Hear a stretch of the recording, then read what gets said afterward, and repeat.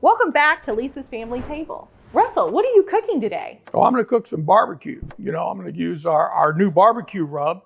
We're going to cook some ribs. We're going to actually cook them competition style, championship style ribs. About a 6.5 hour process. I really believe if you're going to cook barbecue, there's only one way to cook it: low and slow. It's a low heat and be patient.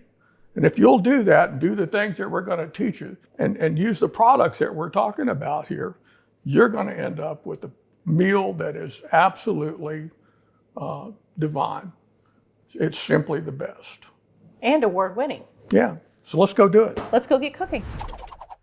So we started out with the quality meat product. I think that's the biggest thing to think about. And I want to thank Kevin Green today for providing us all the meat from the butcher shop from Pensacola, Florida. And the meat that he sent us was just absolutely fabulous. Like I said, this Allegiant pork ribs are Duroc hogs. They're very good. They're pretty well trimmed. These were St. Louis ribs.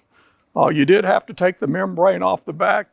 Rick and I typically would cook a baby back rib, and we're cooking right up on the top part of it.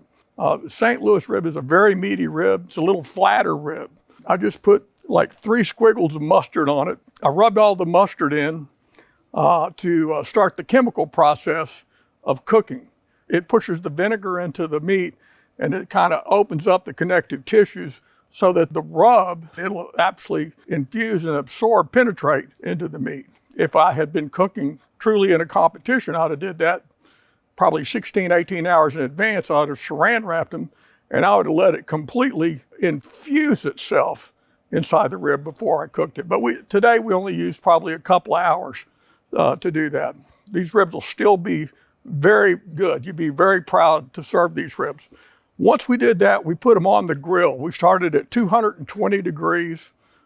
Traeger's got a super smoke button that you can push that actually adds to the amount of smoke that it puts on the meat.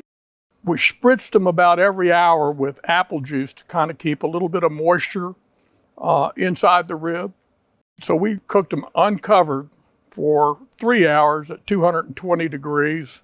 Then we wrapped the rib in aluminum foil, and we cooked them another 3 hours at 220 degrees. Which brings us to this point right here, where we're going to do the finishing, basting, and finishing rub. It's a caramelization of the sugars that are in our barbecue sauce.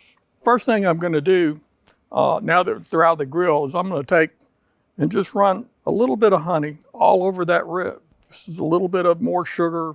It'll help the caramelization process.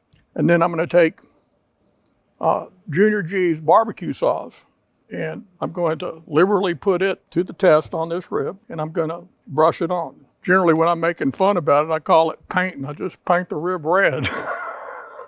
And that's what it does, too. I mean, it leaves a nice color to the rib. These ribs ought to be pretty darn good. They look good. So, now one thing about it is I changed the grill up from 220 to 270 here, because what I'm trying to do is caramelize these ribs and get them ready to go. You don't want to rub hard because it's still got rub on there, even though it's more of a bark now. Rick really is what taught me how to barbecue. I just have to thank you, Rick, for being here today. And we've cooked together since like probably 2000. And in 2005, we actually won the world championship, Memphis in May, cooking a whole hog. Rick is a master at cooking whole hog. He's a master barbecuer. He taught me so many things. But I owe a lot to everything I know to this man right here. He helped me a long way. Lisa and I, in participating in all this, we've come up with rubs. We've just pressing the envelope forward a little bit more every time. And I said, you know what? I'm gonna make a finishing rub to go on some sausage, which was what ended up being rusty dust. And everybody just loved rusty dust. And so we now have rusty dust that we offer too at Junior G's. We're gonna let those caramelize for about 20 minutes. We'll come back and we're gonna finish them with a little rusty dust like I was talking about, and they'll be ready to eat. But we lost the light out there, so we had to come inside to actually try these ribs. I'm looking forward to it. These are St. Louis style ribs. I don't cook St. Louis ribs a lot. These are very meaty ribs. They're really good pork. I'm gonna tell you, somebody's got a rib that falls off the bone, or that pulls the whole piece of meat off and they can't bite it like that. It's overdone. That's wrong in a rib. You want it to have just a little bit where it'll provide that bite. If you got that right there and you got the flavor in it, man, you've got a great rib. These really turned out good. I'm very happy with them.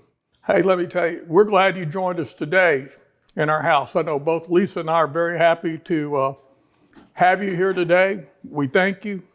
We want to remind you about our spices, the Junior G BBQ Rub, Junior G barbecue sauce, and Rusty Dust, all which were used in the barbecue that we cooked today. We hope to see you again soon with more recipes.